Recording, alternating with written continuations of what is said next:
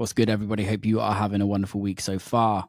This week on the podcast, the one and only, the legend, Junior Sanchez. This guy's hands down one of the nicest guys I've met in the industry, and he's done everything. Like, he's been there pretty much since day one in the scene. He grew up in New York, DJing at such a young age. I think he mentioned he started at like 11 years old. Played all of the clubs that you and I all hear about. He's released records on all of the biggest record labels, had some of the biggest records in house music, remixed Daft Punk, Madonna, Jamiroquai, who else? Like Gorillaz, launched record labels, just done everything that, in my personal opinion, makes you a real artist. So I wanted to get him on, and this is the conversation. I absolutely loved it. We talked about the current state of the industry. We talked about the history of New York, the history of house music. We talked about artists such as Armand Van Helden, Roger Sanchez, at the early days of their career, and how they all kind of met in New York, and how things are moving forward for the future. So, without further ado, Junior Sanchez. Junior Sanchez. What an honor, man. How are you? Dude, thank you for having me on. Good morning. Morning. Good afternoon, wherever you are in the world. I wanted to get you on for a while, and I know I only asked you the other day, but I wanted, this podcast is like doing its own thing, right? And I feel like there's certain times when people should come on. Mm-hmm. And I like sometimes don't ask people because I don't feel like they're ever going to want to come on. And like, I noticed, like, we've always like kept in touch over the years. And when I started seeing you comment more on the podcast, I was like, okay, maybe he's going to come on. And then, yeah, I asked you and you came on. So like, thank you so much, man. It means a lot. Really does. Come on, man. No. I'm first and foremost, I'm a fan of the podcast. I think you're doing an amazing job. Thank you. At bringing people from this culture like yourself. You're not just, you are an artist, a DJ, a huge contributor to the craft, and you're actually kind of capsulizing these moments with these artists and keeping the narrative so future generations could actually study and learn the past. And that's really important, to archive this stuff. And I commend you a lot, because not only are you doing your own personal life and your own things as an artist, but doing this and then now switching from a DJ role to your live show, which I saw the other day on your Instagram. And I was going to ask you, I was like, wow. As soon as first of all, you got me on that whole I'm retiring shit. Sorry, man. Like, I'm like, damn. We've all thought about it, though. We've all thought about it. Let's be honest. 100%. I think about it a lot. So I was like, damn, him too? Fuck. And then you switched and you did it. And I was like, oh, man. And then I saw you on the road with all your Pelican cases. And I'm like, wow. And I wanted to ask you, before you start asking me questions, how is that transition? How do you like it? And how hard is it to travel with so much gear and not being a typical, live act like Orbital or Moby or whoever? Like, it's difficult for a DJ to transition to that. So it's a really good question, actually, because I think it's hard, but the travel's not hard. Everything else is hard because it's completely changed how you tour. And don't get me wrong, I'm still going to be DJing. Like, I can't afford to not do the DJ thing at this moment in time. Like, the goal is eventually to be the main thing.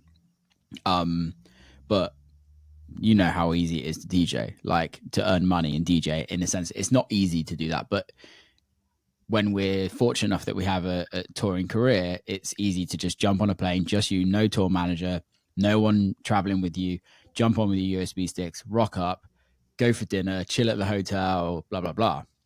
It's the live thing's completely different. So paint a picture. There's 7 of us traveling. Oof. 7 of us means 7 hotel rooms, 7 flights, You're a band. dealing with 7 different types of people, right? The like traveling with 7 different types of people that realistically, like some, like my manager and the support act Rose Riot. Rose Riot's one of my best friends. My manager's one of my best friends. Great, Yeah. easy. But then you're the other 4 guys, like they're all crew. We met them 2 days before in rehearsals of the first live show. We don't know who they are. Like we don't know how they speak. We don't know how they like it. So it's all relationship building on top of trying to run a professional show. On top of that, trying to sell tickets in a hard ticket venue in a market that is oversaturated, in a market that people don't have the cash anymore, in a market where people don't go to see an electronic act as a live show. Yeah. So there's like, it was the most rewarding time of my career. It was also the most stressful time where I nearly quit. Like there was the Thursday before the first show, there was like some shit going on with ticket sales and rehearsal stuff with like visuals and all of that just wasn't delivered on time, and just lots of like everything that you don't think about. And I literally just pulled Ryan, my manager, aside, and I was like, dude, why are we doing this? Like, none of us are having fun. This is like, you guys are going through, as a team, are going through way more stress than you ever have done. I'm not enjoying this. Why are we doing this? Like, if we're like, relationships between agents, relationships between promoters are getting touchy because like we're so passionate about this, but at the end of the day, it's still a business. Like everyone was just at each other's throats, and it's like, okay, why? Then we did it, and then it's like, that's why, because like we're giving something else to the fans. Yeah. We're doing something different for us. So like, although it looks all glitzy and glamoury on Instagram, we all know that's not real life all the time. And luckily people came. Like luckily people turned up and had a great time. But yeah, it is hard. And like I didn't sleep for 3 weeks because of the stress. Like I'm just like getting over it now, and it's like it was hard, but I wouldn't change it for the world, and we've done it, and we've learned from how to do it in the future. Yeah, and you got out of your comfort zone. You did Yeah. something different, and part of being a producer, and you're doing that now on the road. Because when you're in a room, like if you're producing a band, you have your drummer, your singer, your guitar player, your bass player. Yeah. These are all new personalities you have to deal with, and you have to learn them. Sometimes it's being psychologist, sometimes being, you know, learning Therapist. therapist, how to be friends with someone, or how to befriend somebody that you just met. So, going on the road like that, I commend you for getting out of your comfort zone, doing something different, going through the trials and tribulations, the stresses, but the payoff once you see what you did and the crowd reacting to this new energy that you're putting out, you're like, okay, I understand why I'm going through all this bullshit, because it's worth it at the end. Yeah. So, kudos to you, man. So, kudos to bands. Yeah. Dude. Like it takes a whole nother level of respect to bands for like hustling and it makes sense why there's barely any new bands coming through. Yeah. I mean, music industry just doesn't let it. Yeah. I mean, imagine there's, successful bands, you're touring with all those Pelican cases, going around the world, 7 people. There's some bands, obviously, more successful than others, are traveling with like 8 rigs, like exactly. 8 18-wheelers. I mean, it's incredible. So imagine the margins on that. So, I mean, again, killer, man. I've got to catch your live show because I definitely got to see it. I wanted to go to Irving Plaza, but I wasn't here. Yeah, man. I'd love it if you can. I'd like to get your thoughts on it as somebody in the industry as well. You remember when I first met you or no? Because I recall vividly. Miami? I met you. No, first time I met you was Amsterdam. Oh, wow. 80, I'm not sure what, it was a long time ago, but you were MK. Oh, and I okay. walked up to MK and I was like, what's up? We started talking. He introduced me to my boy, Will. Well, Clarke, that's the first time I met you. I'm like, okay, this motherfucker, this this cat, I heard about you before and I knew your music, but that's the first time I met you. Yeah, I'm that would have very avid been membership. that. Yeah, that is a good memory. That would have been like 2017, Awesome. 2016, 2016, 2017. Because I was I Yeah. used to be managed by the same management. Marcy Weber. Yeah, Got it. I love Marcy. Yeah. Um, Sweetheart. yeah, that's great. No, that's crazy. I was doing some research. I don't often do that much research, but I was like, I like to find out what artists' first record they released. And I've got, and I this is all I can find. It was Okay. 1996, the Bionic Tracks on Strictly Rhythm. Is that the first release? That's my first Strictly Rhythm release. But I often say that is my first release because it's Strictly. Yeah, And there was a few records before that, but on a New Jersey label, very small, yeah. independent, called Rough Tracks. Mm. My first release that came out in '94 was sophomore in high school. But What age is sophomore? Because sophomore, I was probably freshman, junior, a freshman, sophomore, junior. Your high school, 14, 15, maybe 16 years okay. old, 15, Yeah, wow. 16. Yeah. So you're releasing early. Yeah. Yeah. Yeah. I started playing out in New York in all the Peter clubs like Limelight, Palladium, Tunnel. My first residency at Club USA, I was like 14, 15. Wow. In a Terry Mogliere room, which is pretty Yeah. wild. Yeah, because you must like starting that early back then must have been unheard of. You must have been one of the youngest during it. I never really thought about it till I got older because New York was a different time and place. Nobody was really, you just had to look the part or know people.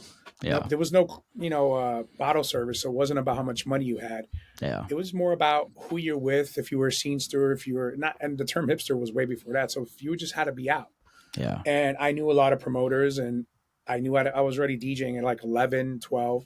So by the time I was 14, I was playing, friends were doing nights at different rooms. So Limelight had a lot of different rooms, like the main Yeah. room, the shampoo room, and every night was a different night. I used to go to Limelight on Sundays, which we call Communion, which was an industrial night. They would play like KMFDM, Nitzareb, and Ministry.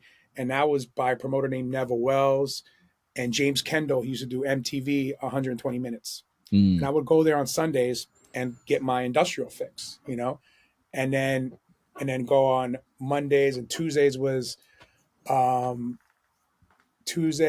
were hot body contests or something with like Kioki and Michael Alec, that whole thing. And then Sick. Thursdays were like the Guido rave, or no, Fridays were Future Shock, where Storm rave, and all this. So every night was like a different experience. So I would go there early on. I got to befriend a lot of the promoters, and I started playing in these small little rooms. And then I started to make records. Yeah. And Bionic Tracks, which is funny, you mentioned that record. That wasn't supposed to be a Strictly record. That was supposed to be for Relief. Okay. I specifically, I don't know if you heard the record, but yeah, I listened to it earlier. It's great. One it's size great. Is fast as hell. And I wasn't expecting it from you. It was a straight up techno record. I mean, I was inspired at that time. People like Dave Clarke and Regis. Yeah. And I made that record specifically to give it to Relief because at that time, specifically that record, I went to Armand. Me and Armand were already really close friends, Van Helden. And I went to his house for a party. And it was like a Halloween party or something, his loft. He was living at that time with two other people. This guy named John the Horse McMahon, who was doing radio for Jive Records, and a photographer named, I can't remember his name, but it'll come to me. Daniel. His name was Daniel. And Armand's room was in his vault, like an old fur vault. And I remember walking in to this party, and I walked into the room, and he was there. His then baby's mom was there. Her name was Dulce. And Roger Sanchez was there. I had yet to meet Roger at that time. And she was crying. And I was like, did I walk in an odd moment? I was like, what's going on? And he's like, no, it's all good. I just told Dulce that Roger made Love Dance, So she got emotional. I don't know if there was chemicals involved or not, or, substances. I have no idea. Well, all I know, she's crying. And I was like, oh, but at that moment, I was just like, oh, this is the coolest shit ever. That she's crying because she met Roger. He made Love Dancing. It's emotional to her. And I'm sitting there going, this is fucking incredible. And I'm just living that moment. So during that party is where Armand introduced me to everyone. Gladys Pizarro, everybody was there. And I'm 9 years his junior. He's 9 years older than me, he's senior. Yeah. So people think, even though I'm lumped into that crew, was like the baby of that crew at that time. And he introduced me to her, and she was like, come see me on Monday, bring me a dat. He's like, this is the next kid, blah, blah, blah. And I turned to her mom like, what's a dat? Like, So he explained to me what it was. And at that time I was working on a Roland W30, 8 inputs, 8 outputs, 2 banks of 7.4 seconds of sample time. So you basically had maybe 60 seconds of sample time. And I made that EP, or that track. One size called Fuck It Represent, which was a sample of some Fuji stuff that me and Sneak and all of us used to say all the time. So it was kind of something that we always be like, we fucking represent. And the other side is this, crazy Bowie thing that I jacked. And it was for relief. But Gladys heard it and she's like, I want it. I'm like, are you sure you want this? Excuse me. And she took it. I'm like, all right. I didn't say anything to her about who it was for, but it's probably the worst performing Strictly Rhythm record of all time, because it was literally Techno. So far from what Strictly ever put out. But that's my first record on Strictly. It's so good though. I hadn't heard it. I'd never heard that record until earlier. And I was like, you could play that now and it would sound amazing. And people are actually, what's funny, I saw a lot of real like super techno heads, like dude from the Advent still plays it. Like, people play it. I'm just like, okay. And it's it was a moment in time. I remember, like, when I make records, it was never about a style or genre. Like, people influenced me, like Little Lewis, Cashmere. You can go from Brighter Days to Underground Goodies Mix, or Little Lewis can go Club Lonely to Blackout. Yep. And that's always my ethos, or even Armand. We are both like that. He'll go from, like, Flowers to Witch Doctor to Toothbrush Country to tracks that just make no sense. And we come from that. We don't come from like it has to be a specifically one way. We're just inspired by music, especially all genres of music. I love that. How does that correlate into today's business side of the industry compared to back then? I used to think I knew the answers to this question. Today, as we progress more and more into this new matrix of what music is, I start to realize I used to be June Stradamus. Like, I used to predict shit. I used to catch it. My finger was definitely on the pulse. I was always like, that's why people would come and be like, yo, what do you think? I think this. Today, man, it's wild, because it's funny. You had John Aquaviva on the other day, and I was listening to your podcast. And that was a mad episode. He's ill. He's amazing. I love John. He texted me after. Sorry, he texted me after. He was like, dude, you really let me rant on that episode, didn't you? I was like, well, I just let you go. He was on one. He was on one. And we sometimes this again. Now this is where you play therapist. I'm on your couch now, and a lot of people are just gonna let shit out because we just have nowhere else to let shit out. I'm here for it. That's why I started it. That's what the whole point of this. But what he said really is I used to think that, listen, I am the most passionate dude to a fault. Like, that's probably my biggest Achilles heel. Is I really give a fuck. Yeah. Like to like a degree of like it's hurting my soul. You know? And I had to learn a partition and step back and let go. Because what he said, will the cream rise to the top? I would love to think that. I would love to think so. I would love for you, Will Clarke, and your music that you authentically make from your soul, and you understand the past. You know where you came from and where you're going, and you have all the badges or stripes and everything you fought for, everything you're doing, for you to be, where you should be, right? Yeah. But does the cream rise to the crop? No, it doesn't. We're at a different place today because of social media, which is a gift and a curse. Yeah. Technology is always a gift and a curse.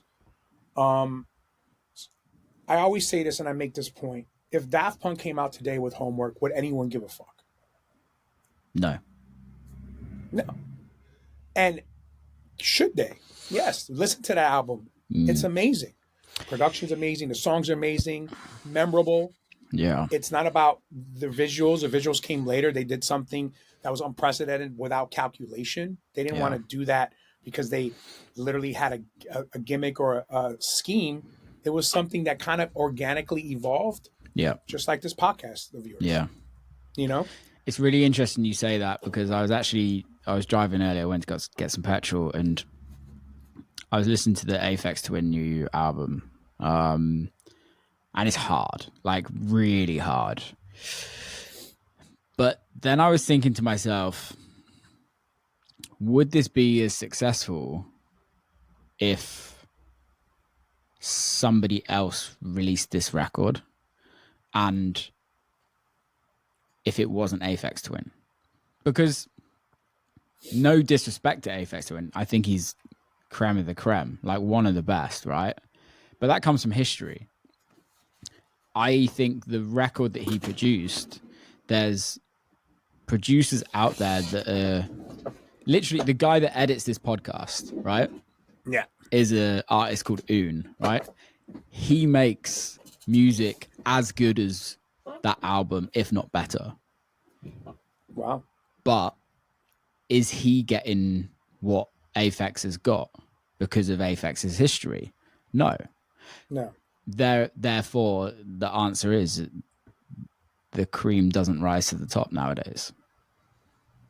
Yeah, that's very, very true. And it's also, it depends on yeah, I agree with you 100% on that. But somebody like Aphex Twin is an anomaly. Mm-hmm. He doesn't release music often. No. So his tenure of lasting longer, like it's almost like Derek May, right? It's like he has Strings of Life. Yeah. And he has a lot of other records after, but Strings of Life is what kind of led him along his path to today. Aphex Twin has certain records that stood the test of time, but since he doesn't release often, when he does, it's a big moment. It's a monumental moment. Yeah. And I think producers that caught up to his standard of producing, or they're at equivalent to him or even better. But again, the cream doesn't rise to the top.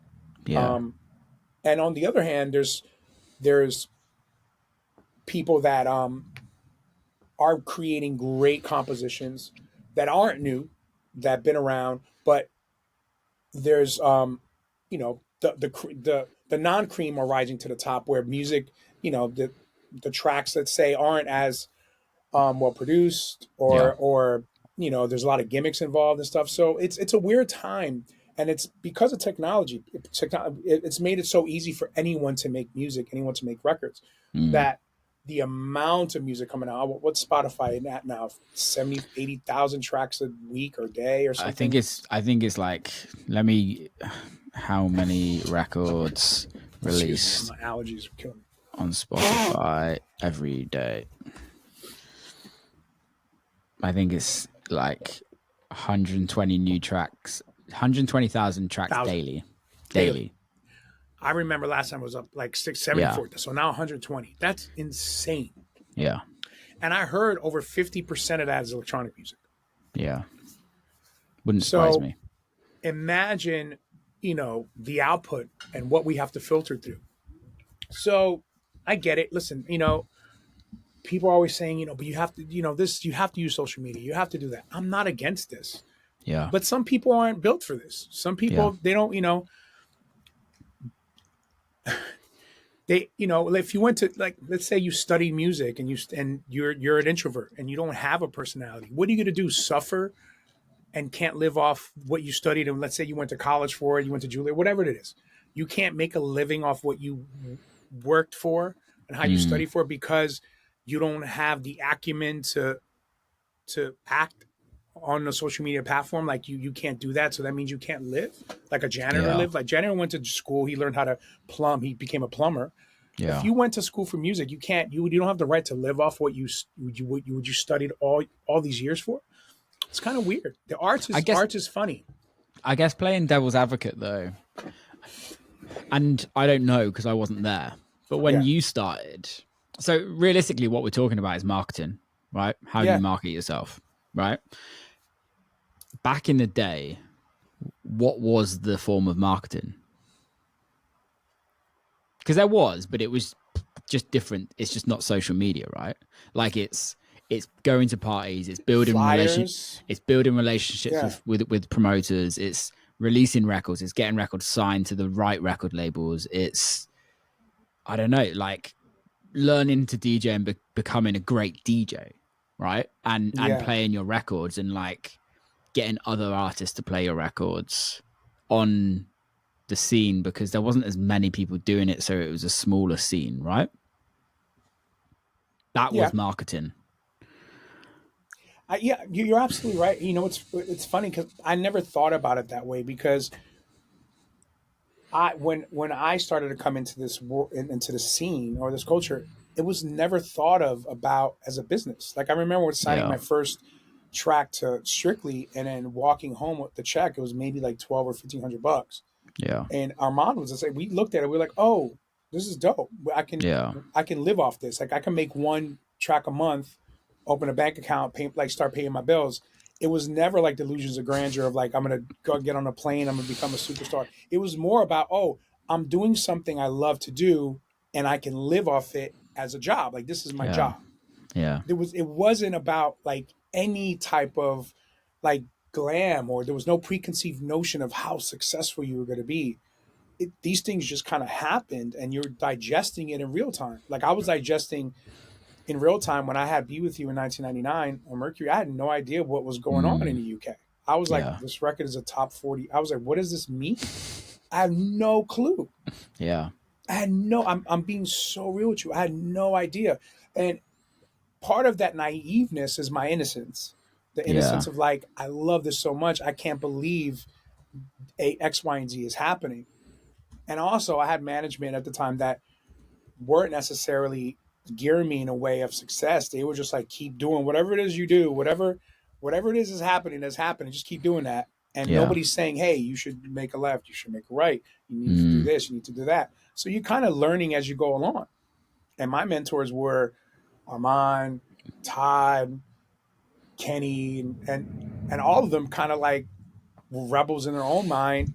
You know, Todd went through certain like none of us were like scholars of how to be successful in this business well there at wasn't all. a business then, Word. That's right? exactly. And Yeah. I think is that what's changed now though, because I think I see it and I know you see it, right? It's people want to become a DJ because they see other DJs DJing now, right? Whereas even when I started DJing 2002, 2003, like no one wanted to be a DJ. Everyone wanted to go to the club and party and listen to great music, but no fucker wanted to DJ. No one wanted to buy vinyl every week, and like they just weren't interested in that.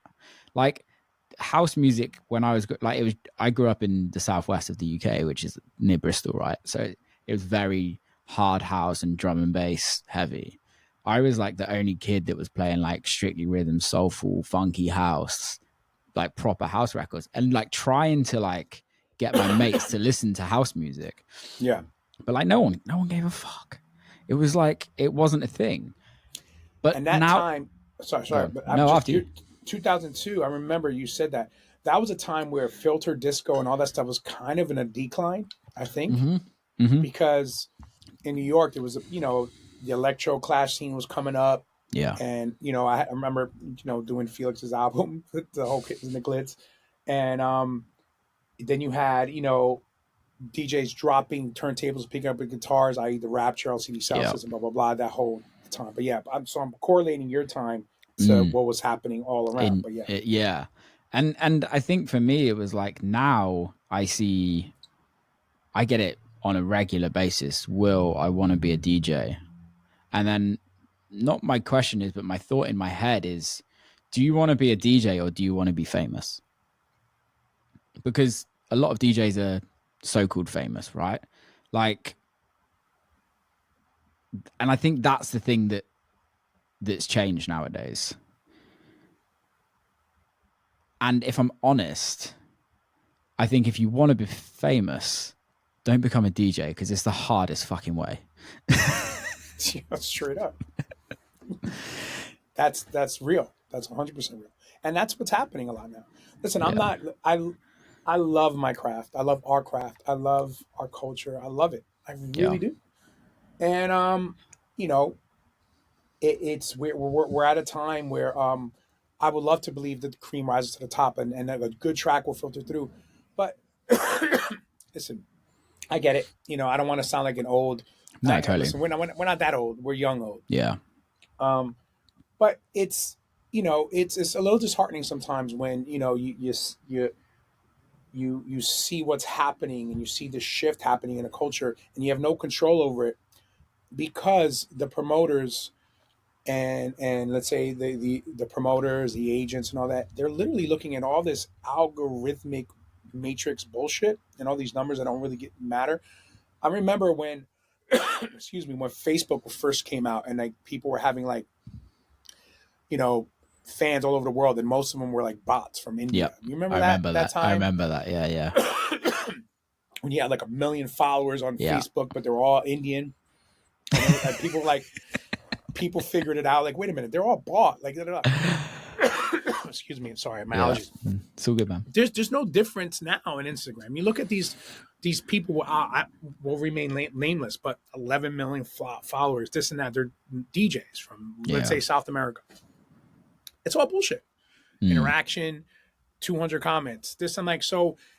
If you're telling me I can go buy which I've never done before, buy fake because I only have maybe 50-something thousand followers. Yeah, I could have bought hundreds of thousands, maybe millions. That's not what I do. But you're telling me if that's the key to success, I'm putting my credit card right now tomorrow. Exactly. And let's see if this works. I'm going to test it out because you tell me if that's the metric for success is bullshitting everybody and every promoter and everyone's going to believe what's on the cover of your Instagram page on that phone, then we're really fucked because there's no authenticity. And there's, then we're at a point where people are just, fake it till you make it. And it's really sad because I love music that much that I really believe that what John Aquafiva said should be happening. The cream should rise to the top, but it is what it is. I guess I want to go back a little bit. Yeah. To the, and I really don't want to turn this podcast into us saying the old days was better, because at the end of the day, in 20 years time, somebody's going to be saying now is better than then, right? That's just always how it is, right? It's a wheel. But the wheel never gets reinvented. It just changes. Just flips. Yeah. But I want to talk about how the culture got built in New York.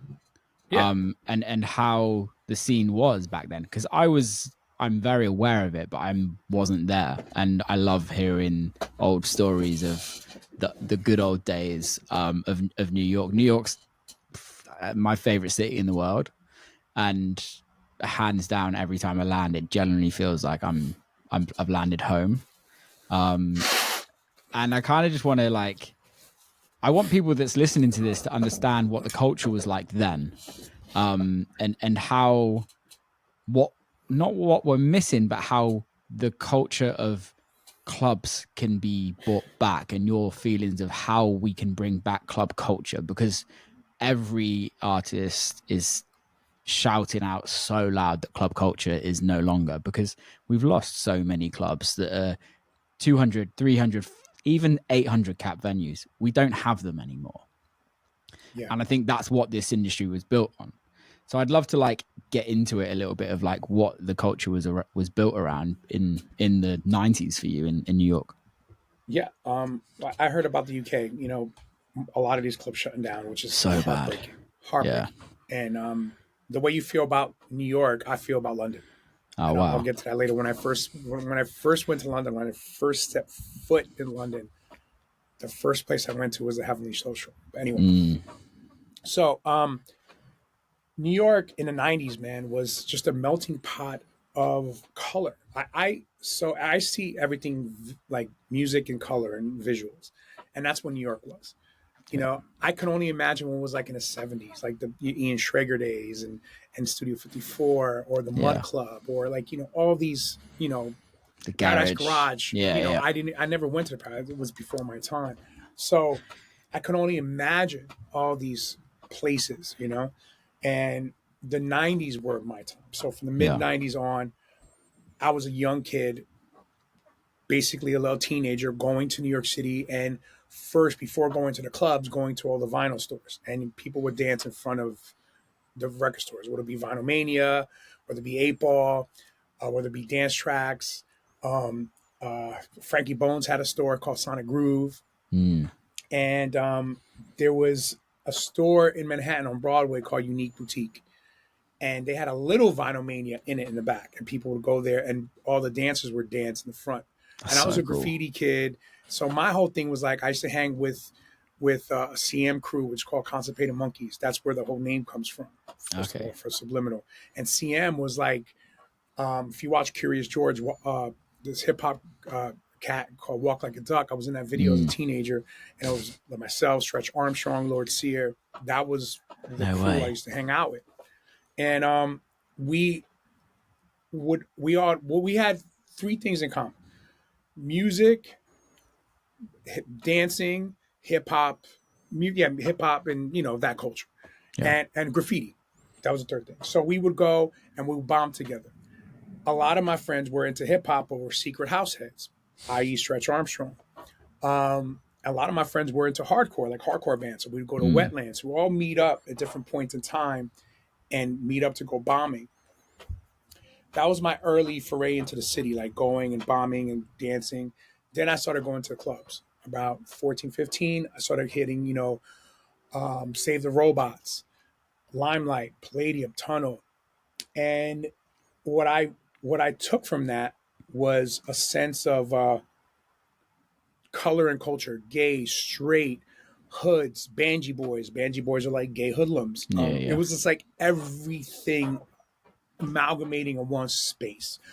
You had the Bridge and Tunnel people, which was like the Jersey or the Staten Island kids coming to New York. You had the Guidos, which is like, you know, the Guido kids, like Yeah. Jersey Shore, let's say.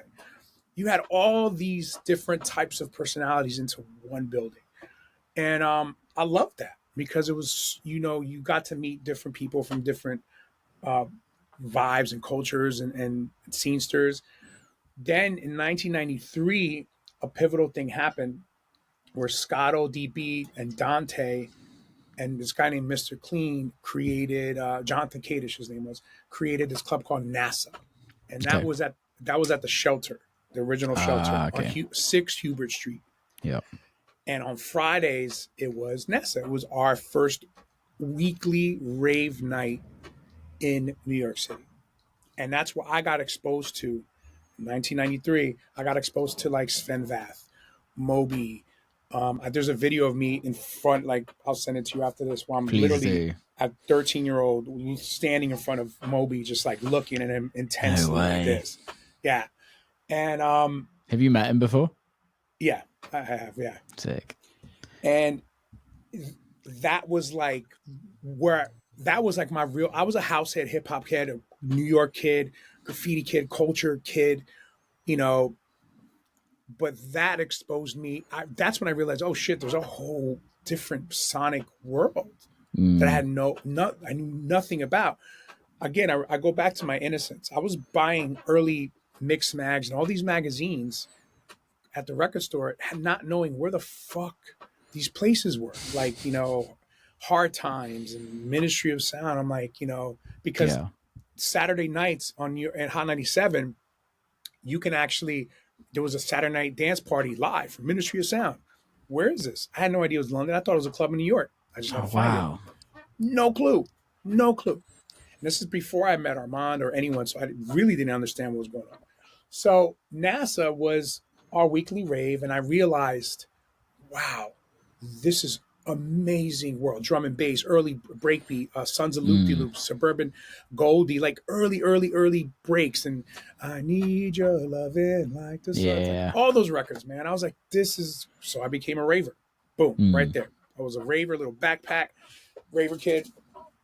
But I was a house head, which was that's the only difference. I was in that club knowing Kerry Chandler, knowing Moving Records, knowing the deepest of Newark, New Jersey records in that venue.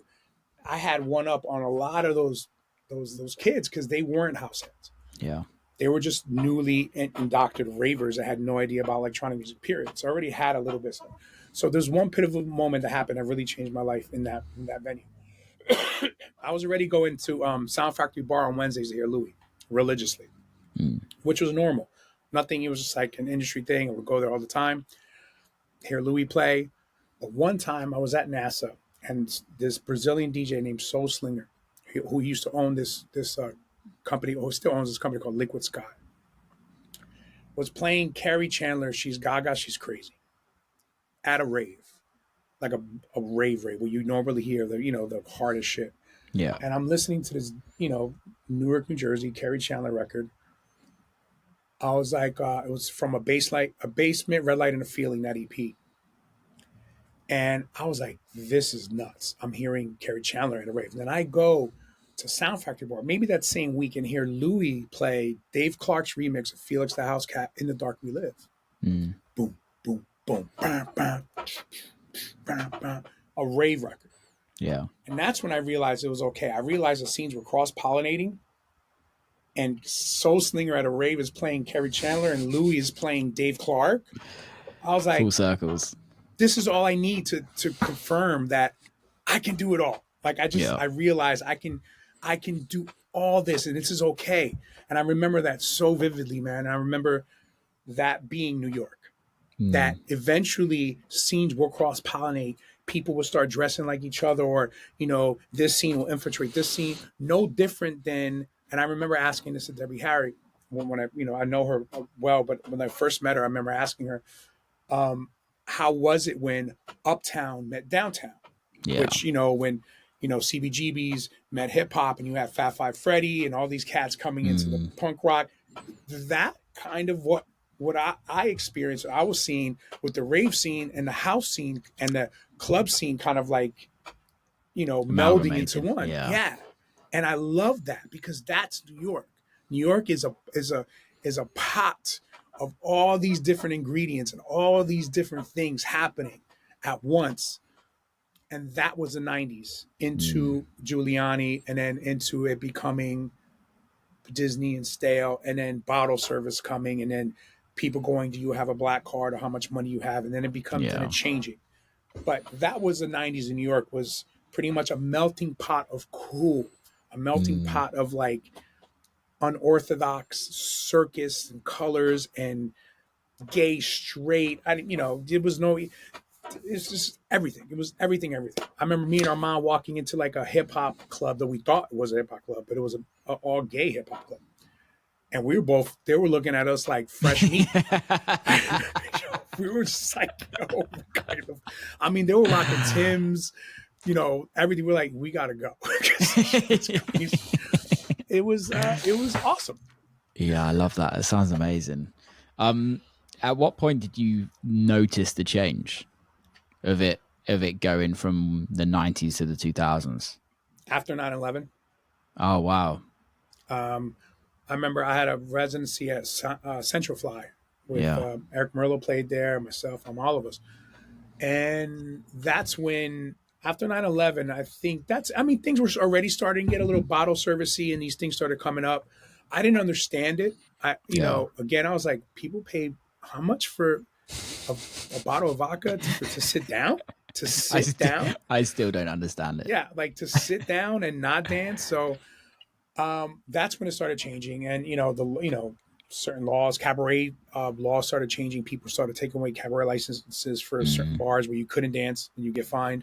Crazy. And I was almost like kind of semi footloosey, and I was like, what is going on here? But I was also spoiled because I was touring. I started touring in like 97. Yeah. So I was all over the world. So coming home, I started to be like, damn, New York has changed. But I felt a certain way about it. But at the same time, I got to travel. But then you had little places pop up, like, CLO and Output. You Output, had yeah. little things happening, but it wasn't as, vibrant as much where you had clubs everywhere, the Peter Gation area of New York, let's say. Yeah. Why do you think it was 9/11 that changed it? Or was that just a like an anchor in time where it kind of happened? I think it was an anchor in time, no different than the pandemic, where it was so catastrophic for New York. Things had to change. Fear, uh, um, places closing after that, just like, economic change, shifts, like, people were on high alert, like, could this happen in a nightclub? Could this happen here? Could this happen anywhere? So it was the anchor that shifted everything. And I guess that's my pivotal marker of going, okay, after this, a lot has changed, because New York kind of shut down for a while when that happened. Yeah. I guess also following that, years later, you have the crash. Yeah, the 2008 financial crash. Yes, but that was that was 2006, 2007, leading into 2008. Leading 2008. Yeah, you're absolutely. Yeah, it was like you saw it kind of go like this. The Fannie Mae shit. Yeah. That was huge. And now we're at a point where people are spending obscene amounts of money to go to clubs. Yeah, but a certain amount of people, like, it's not like everyone has that money. It's almost like I've never seen a more divide in my life of the haves and have-nots ever. Like, meaning, how does that affect music? You see it happening. I mean, listen, I'm not, how does it affect music? I mean, Afro house, right? Let's say, what's Afro about Afro house?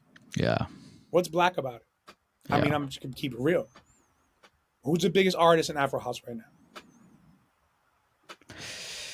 It's tough, right? Because obviously Kynan, the Kynan music crew. But I would also say Black Coffee is still the biggest. But you got one. That's there should be 10. It should be 20. It should be 100. Should be everything, yeah. Everything, yeah. And I'm not trying to make it a racial thing, but it's money, right? Like our point is like it's money. You look at like some of like those cats, kind of music, like I just saw a reference of them saying these guys are maybe the next, they are equivalent to a boy band. If that's a boy band and they're equivalent to, like, say, BTS or Backstreet Boys, then they're not what this culture is about. This culture is like, listen, you can't have the yin without the yang. We need underground to be like, you need both. Yeah. If everything was cool and underground would be the most boring scene ever. We need all this shit. We need the controversy. But I see a lot of the underground being so overground now that what is the underground? I used to, when I was a kid, or when I was, that dude that constantly wanted to find something, to me, the word underground meant already commercial. Like when grunge was big and it was walking the wrong runway and you had plaid shirts on TV and Nirvana was already, past Sub Pop, past Bleach, Smells Like Teen Spirit, that was already big. My word was like, what's subculture? What's the subculture? What's underground? What's beneath the underground? What's beneath the earth's crust? Yeah. And that's what we were constantly looking for. I'm not saying it doesn't exist today. I'm sure it does. I'm also not 19. I'm not 17. That's the difference, right? Yeah. Yeah. But I also see a lot of 17 and 18-year-olds, like, look at Boiler Room. Yeah. Isn't that supposed to be like the most tastemaker underground shit ever? And you got Rebecca Black DJing and you have some shit. So it's different. It's right? the least underground shit ever. It's exactly. But I think the genius business behind it, right? Yeah. Is that they still brand it as underground. And the kids that go to it think it's underground, which is genius. But that's what I'm saying. So if that narrative keeps on creating, you're diluting. So it's almost all right. How do I put this? So when we were growing up, I don't know how old you. I'm 47. Cool. Right. So when I first heard when Vanilla Ice came out, Ice Ice Baby in hip hop, I had this conversation with Dave One from Chromeo actually. it seems like, so back then taste was important. Like you had taste. Taste is something you have. And it was a blanket statement. When that record came out, yes, it was big. Yes, it was famous. Yes, it was ginormous, just like the Macarena, but doesn't make it good. And it doesn't make it a part of that culture that it wants to be a part of. Meaning hip hop never embraced Vanilla Ice and Ice Ice Baby. It was like, that's funny. That's cute. But it was like, okay. But nobody gave a fuck. Like, you know, Third Bass dissed them in a song. Like, nobody cared. It was, you didn't have to make a point that this record was not hip hop. Or yes, there was a place for it in that in the pop world, but this wasn't a part of our culture. We're missing that today. Like if I can walk into DC 10 or a certain place and hear Waiting for Tonight, Jennifer Lopez mixes, it wasn't good back then, and there's no beat today that's gonna make that vocal good now. So I'm completely like lost of where taste comes and where we can actually say this is okay. Who's co-signing this shit to make kids believe that this is good? This is where it kind of bothers me, because what's happening, we're force feeding a lot of this truly whack music to these kids, and they're thinking this is good. That to me is kind of like, and it's funny because people are like, oh, there should be no gatekeeping. Actually, maybe I think there should. Because at least taste, Siskel and Ebert, they spent most of their life watching movies and going, you know, and then arguing amongst themselves, going, I like this, I don't like this. Why? But they have their pedigree of watching movies. This is what they do. Yeah. So let's say, you've been listening to music most of your life and you have a pedigree, you've released records. What makes you not qualified to speak on music? And some kid going, what do you know about podcasting? What do you know about music? Yeah. So it's weird that taste is out the window today. I think I don't disagree, but I also do in a slight way. Yeah. In a sense of, I literally said this on the Archie Hamilton podcast. I literally just did with him. Yeah. And it was like, music is opinion, right? It's opinion always based, right? Yeah. Like I had a friend text me, and I'm a broken record. I had a friend text me yesterday, and she was like, oh, I love this record. Like, and she sent it to me, and I was like, it's dog shit. I can't stand it. But that doesn't mean that it doesn't mean that it's a bad record. It means that I just don't like it. And I think in my opinion, that's what music's about, right? Yeah. But as a culture of music is such big part of all of our lives, in every life. Like whether you don't like music is still such a big culture part of everyone's everyday life. We've always been fed shit. Always. 100%. You're absolutely right. And I just think, sadly, this industry now where we're in has turned into even bigger. It's gotten bigger than EDM when the EDM culture kind of came through. It's way bigger than that now, to the point where we are now being infiltrated by shit and by weak music, by weak songwriting. 100%. I agree with you fully. I would add to that because I like, because we're agreeing and we're disagreeing, but the only difference between back then and now, and I'm not trying to go back, but is the filtration system that we had. There used to be, like you just said, it's opinion based, but today people don't have opinions. Almost, if they do have opinions, you kind of get shunned on your opinion. Yeah. Or they go, why do you have an opinion? Why are you being mean? Nobody's being mean, just kind of it's truth. Yeah. Truth. So you can't speak the truth because people get butthurt. Yeah. So you kind of like everyone's quiet. So that means there's no filtration system. So there's nobody kind of saying anything. So everything gets passed, and then you're forced to like it or forced to be like, yeah, that's good, because you don't want to touch on the sensitivity of everything today. Yeah. Because everything is so hyper sensitive that you can't have opinion, you can't have taste, you can't have your own personal speak your mind because Yeah. people were like, well, isn't he a little bit? Oh, isn't that mean? Or why is he treating that DJ? Or why is he saying that about that song? Yeah. I mean, why can't we? Why can't we just be honest?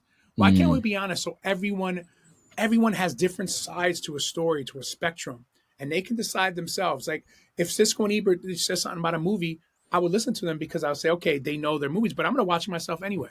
Yeah. Yeah. Yeah. I'm going to watch myself anyway and get my own opinion. But I admire their opinion because I know that's what they do. I totally agree. I guess what's just a light bulb just gone off in my head, and I've said it previously, and it might piss some people off, but I think that's the issue: is the gatekeepers aren't from the culture. Like if we look at, like, I grew up obviously Pete Tong. Yeah. I grew up listening to Pete Tong. Like every Friday night, Pete was what was part of my culture. I also grew up listening to Zane Lowe. Like Yes. I remember working at the fish and chip shop, washing dishes, listening to Zane Lowe. Zane Lowe is John Peel. Yeah, like Zane's actually higher in my musical statues than Pete is, in a sense of Zane would give me everything. Zane introduced me to music in a sense of different types of music. Pete introduced me to electronic music, yeah, on a weekly basis. But I think where we have now is we have people that aren't listening to the music, or aren't going to parties, or aren't seeing the culture for what the culture is. They're seeing it from a stat base, or what they kind of think is hot and not hot, or and then that's when you get the Spotify's, the Apple Musics, the Deezers, like all of these all of these platforms where our music is being pushed. You don't necessarily get the best type of gatekeeping. Yeah, because you said it best. The gatekeepers today aren't ones that are really from the culture. Yeah. And then people get offended by that term gatekeeping. But why can't why shouldn't we listen to Pete Tong? Why shouldn't Yeah. we listen to Zane Lowe, who has obviously Pete is of the the master electronic historian, especially, and Zane Lowe is like the smorgasbord of he's like the Matt Pinfield of the UK. So I agree with you 100%, and that's something that I'm missing from today's culture. And I'm not again, I say it. I have a 19-year-old daughter. Yeah. That loves music. She introduced me to Billie Eilish when her Instagram was "We Are the Avocados." We have this thing. We're always, introducing music to each other. So I get it. I mean, there are kids that are out there doing it, but what I'm seeing is, or what I'm trying to understand is the force feeding of just like absolute, just non my opinion, garbage music to these kids, and they're forced and they're regurgitating it like it's really credible. It's interesting time in music today. It's I'm still trying to figure out where we're going and what's happening. For the first time ever, I'm like, damn, this shit is just it's different than it's wild. It's wild. And the thing is, it's also beautiful at the same time, where you and I might release a record tomorrow, or we might put a video up on Instagram or a video up on TikTok, and it become the biggest thing since sliced bread for a moment in time. For 45 minutes or for a cycle. Like, but then it's how do you grow from that? Because there's been plenty of people that have had that 45 minutes of fame and cultured something out of that, and now are the biggest thing since sliced bread, if you know what I mean. Yeah, because they know how to utilize this, and it's true. Yeah. I think this is it. I think personally for me this has probably been my biggest obstacle in and when I'm saying this for your listeners, I'm holding up my phone. Just learning just social media, because it's I'm from MySpace. I remember MySpace. I was a MySpace kid. My top 8, my top 10. Yeah. I get it. I got it. Friendster. And now here we are where Yeah. social media is like 90% of an artist's life, and you have to play the game. Yeah. And that's it's difficult. It's super difficult. That's why I commend you for what you're doing. And I'm not saying you're doing anything that's out of your wheelhouse. Absolutely not. You found your authentic route. A lot of these artists, I see struggling with authenticity. You see them online, you can tell ones that you're like, damn, they're trying really hard. Yeah. And then some are just they got it, and some are kind of stuck in this middle limbo of like trying to figure out what they're gonna do. So I guess for me, question like somebody like yourself, where you struggle with that, how do you grow to move forward in this industry where it's forever going that way? It's AI is getting more involved. Like, how do you Oof. how do you embrace, like, how do you embrace, and also how do you sustain a career? I go back to the John Aquaviva thing. That's why I hit hard. Like I want to believe that my music is going to filter through and rise to the top, and my talent will take me where it should take me, or where it has taken me before. Yeah. Um, and then I try to, when I do social media, be as authentic as possible. Listen, I had Mm, management for go tell me exactly what you're doing. Maybe you should do a live show. Maybe you yeah. should start breaking out your 909s and your 303s and go on the road. Maybe you should change your name. Maybe you should have an alias. Maybe you should do this. Oh, everything. And I just stick to trying to be my authentic self. Mm, Try to use social media as truly as authentically as possible, and not to do things that are so out of my comfort zone that I just seem uncomfortable, yeah. and it just makes everybody else uncomfortable watching me. Yeah. Because that does resonate. I believe in frequency and your energy. So I just try to keep it as real as possible. And sometimes keeping it as real as possible is not enough. Mm, But I mean, I can't be a court gesture. I can't go out of myself to try to do things that aren't authentically me. And mm, then I'm also somebody that doesn't want to do things that are done. Like, when everybody's like, yeah, I'm making a track. Here's the beat. Here's the bass. Here's yeah. the kick. I'm like, if I can't do that another way that's interesting, I just don't want to do it. Yeah. You know what I I mean? feel that. I feel that. Because I just, I think I've got a team that run my social media. Like, I pay a month a team to do it for me, in a sense of they tell me what content they want, I record it, they package it to how it needs to look, and I write the captions, and then it gets posted. yeah, And there's always that constant battle of, like, not constantly, but at the beginning, when I first brought them in on at the beginning of this year, it was like, oh, do this thing, TikToks, this is blowing up on TikTok, here, do that, do this. And there was a point where I was kind of buying into it, and I was like, I stepped back, stood back, sat back, whatever that was, and was like, guys, this just doesn't feel like me. Like, I'd rather not grow this, because it feels like we're just pandering to an algorithm. I'd rather find something that's my niche, that fits, that I can go, yeah, that's me, yeah, than and make that work. Like, that's what I'm paying you for, is you go away and work out what that is for me, not what everyone else is doing, because I'm not everybody else. And it's pretty much what you're saying, and it's very, I still haven't worked that out. Instagram, I've nailed, in my sense of, like, I love yeah. Instagram. It works really well for me.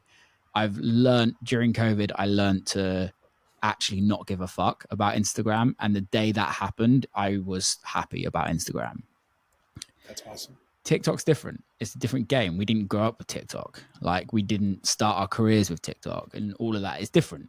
And that's where it needs work. But, like, you're 100% right. It has to be so authentic. It's sad that these platforms and these algorithms, which I love Instagram, by the way, too. I think that's I'm my truest comfortable self on it. Yeah. But they dictate us, meaning we help grow these platforms. We brought our fans to it, or our people, Mm, our family, our friends, whatever. we bring up their evaluation, and then they control us, Yeah. which is odd, which is mind blowing. TikTok. My whole point is like, if like, what if TikTok's gone tomorrow? It's going to be the next replacement. But it's funny how these platforms really dictate how we move and how we create and how creative Mm. we are or what we do. That's like the opposite of being an artist to me. It's like Yeah. we're adapting to this stuff when these platforms should be kind of adapting to us, meaning Mm. to who we are. Like I always say, where's the art? The artists that transcend the algorithm are my favorite artists. Like Yeah. like Radiohead doesn't need Instagram, Bjork, Depeche Mode, or even Adele. Yeah. Yeah, they built their fan base, but I pray for a day where artists can transcend the algorithm, where Yeah. kids go, you know something, we don't need this. We need Mm. this for something, but not to love music. That's why I think clubs today, let's not take away the phones away. Let's not do that. But how I about there's agree. a designated phone area in a club where if you want to use your Mm. phone, go over there.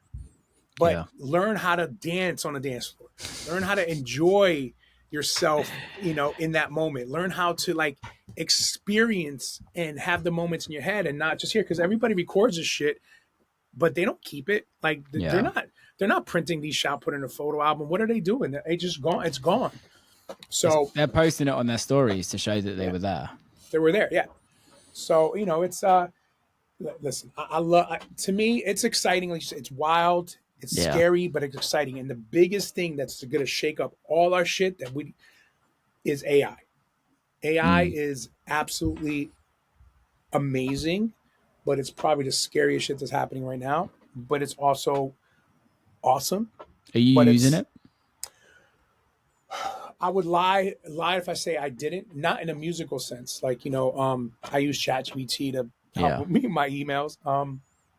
Or ask it questions that Google can't answer. Um, I don't haven't used it. I've heard and tried to like put a vocal in one of those vocal things to see how it works. Yeah. I don't like it. I think it's Yeah. artificial. I think it sounds really crazy. I can hear the artifacts of the Yeah. songs, like for example, and no disrespect to the Pausa and all that, but when he did that C.A. Garrett, Don't Look Any Further, that's AI vocal. That I've whole not heard vocal's that AI. one. I've not heard it. And the Dirty Cash, that's all AI vocal. Yeah. Yeah.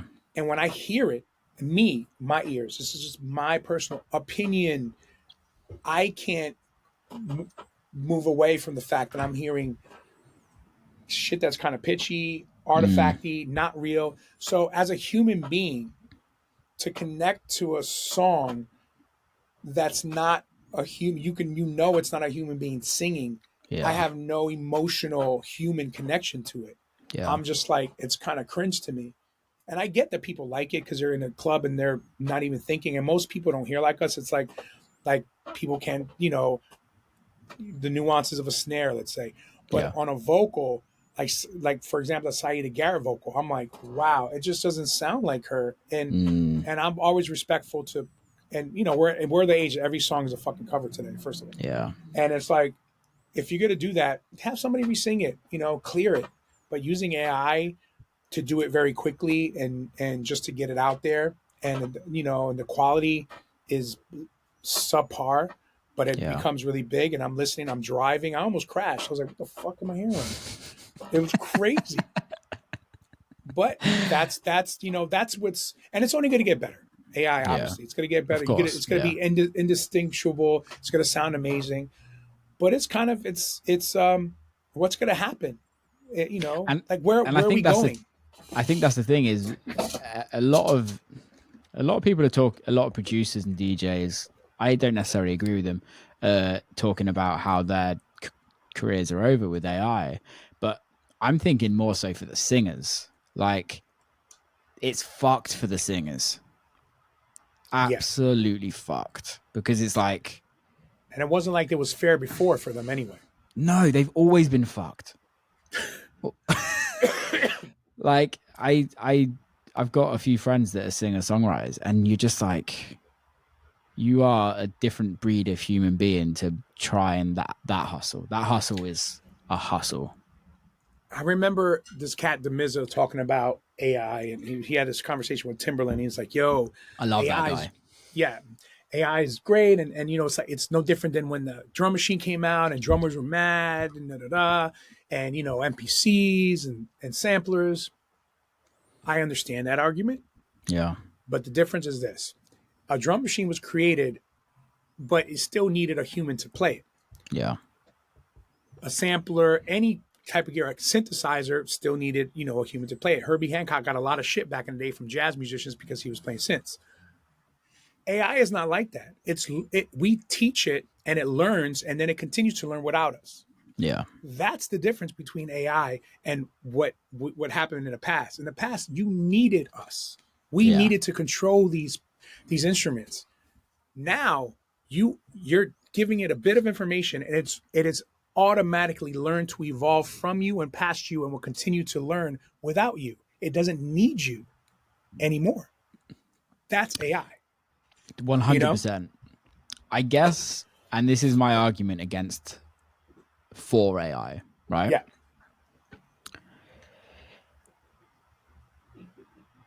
AI can create anything you want, right? It can create anything, realistically.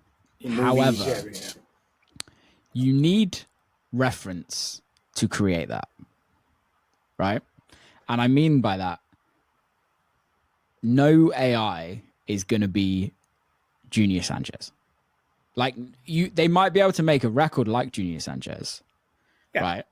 But they're not ever going to be Junior Sanchez. They're not going to be the kid that grew up in New Jersey that went to Limelight, that experienced all of these parties in New York, experienced the world, remixed Daft Punk, like done all of this shit, right? AI's never going to be that person. Just like an AI can create an Oasis album, they needed Oasis. Yeah. But I'll say in that same argument, like you said before, right now, Will, you're speaking very passionate.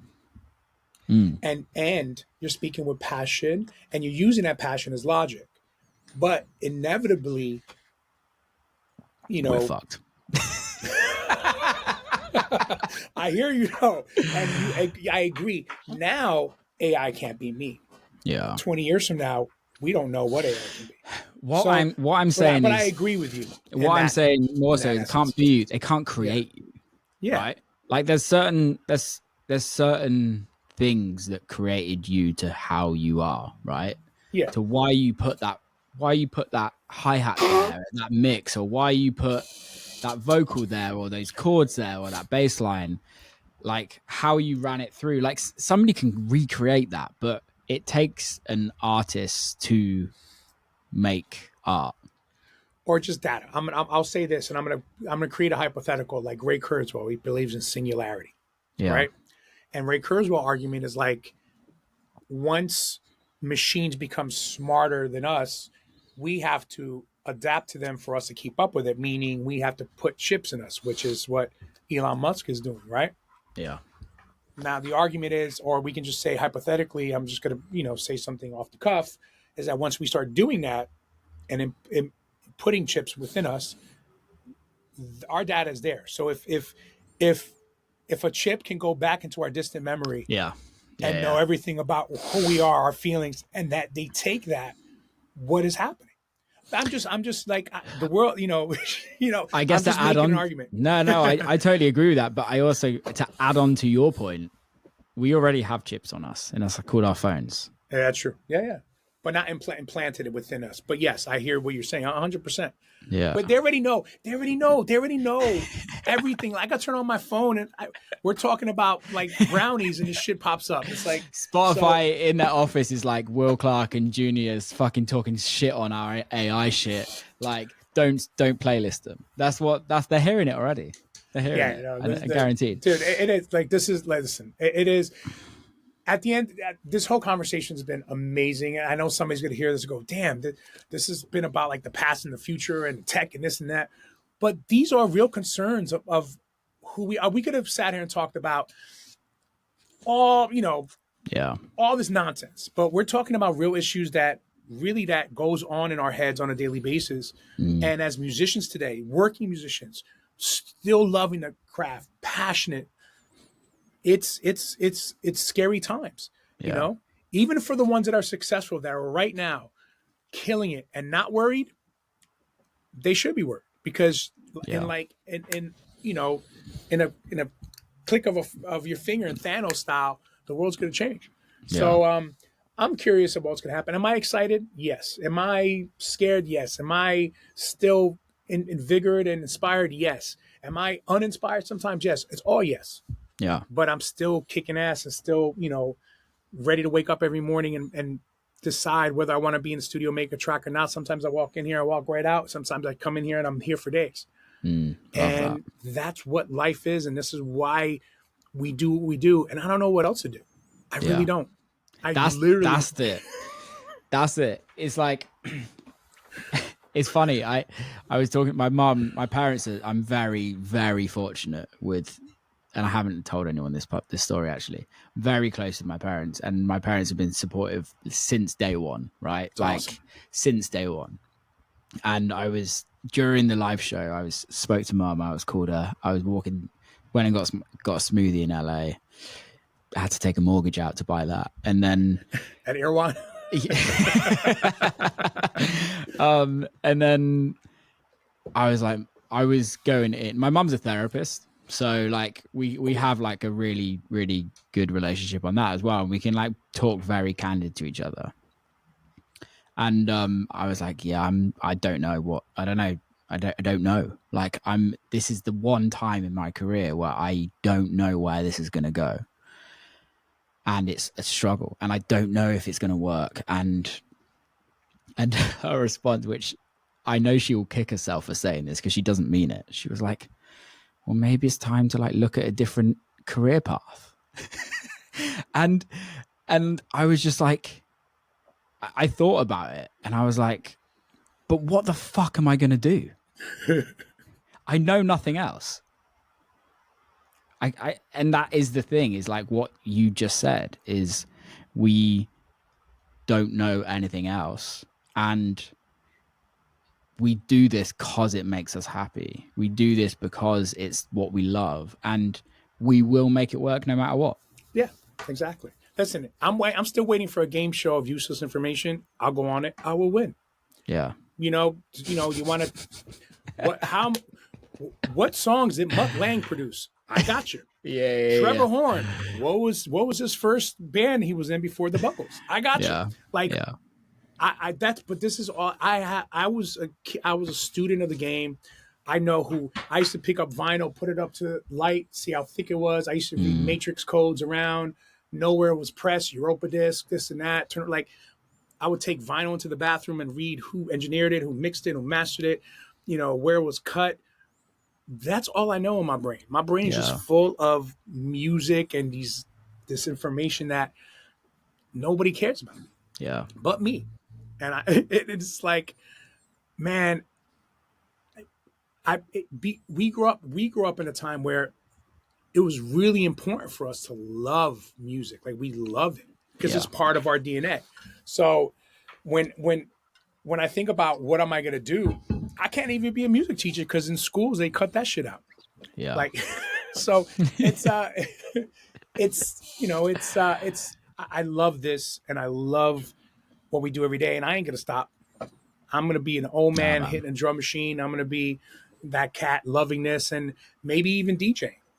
I mean, DJing is probably, I love producing maybe a little bit more than DJing, but I love to DJ because, those special moments that you get, they're unforgettable, and you can never get them back. Like, they're just like amazing times in your life.